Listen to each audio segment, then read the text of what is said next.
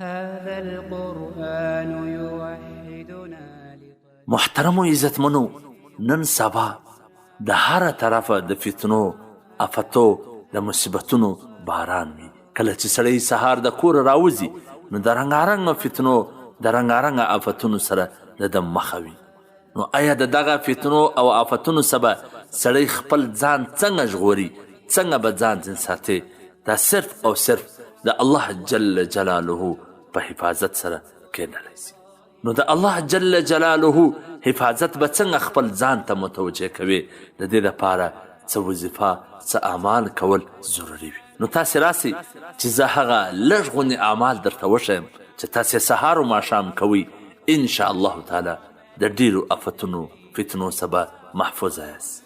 نو راسئ چې زه تاسو ته د شیخ الاسلام مفتی محمد تقی عثماني صاحب حفظه الله د استاذ هغه اعمال درته وښیم چې هغه خپله فرمایي چې دغه اعمال به ما هر چاته نور ښووله، لیکن اوس زه د عمر په آخري حصه کې یم، نو غواړم چې هر مسلمان ته ور وښیم. د هغه د دې عمل تایید حضرت مفتی ولی حسن ټونکي رحمه الله هم کړی دی، او حضرت مفتی ولی حسن ټونکي رحمه الله به هم دغه عمل کاوی.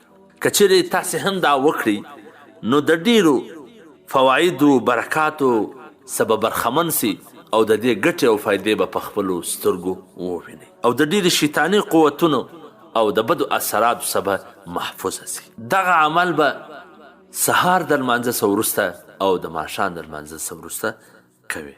اول به درې ځلې اعوذ بالله من الشیطان الرجیم دا ووایه، بیا به درې ځلې بسم الله الرحمن الرحیم ووایه، بیا به درې ځلې اعوذ بکلمات الله التامات من شر ما خلق، بیا به بسم الله ووایه، درې ځلې به سورة اخلاص یعنی قل هو الله احد ووایه، بیا به بسم الله ووایه، درې ځلې به سورة فلق یعنی قل اعوذ برب الفلق ووایه، بیا به بسم الله ووایه، درې ځلې به سورة الناس یعنی قل اعوذ برب الناس ووایه، بیا به درې ځلې فالله خیر حافظا وهو ارحم الراحمین، بیا به درې ځلې وان الله قد احاط بكل شيء علما. دا دومره ډېر اعمال هم نه دي، بلکې داسې مختصره څو لږ غونې وظیفه وله، دا به هر سهار ماښام لمانځه څخه وروسته ووایه، او بیا به پر خپل ټوله بدن باندې دم کړي.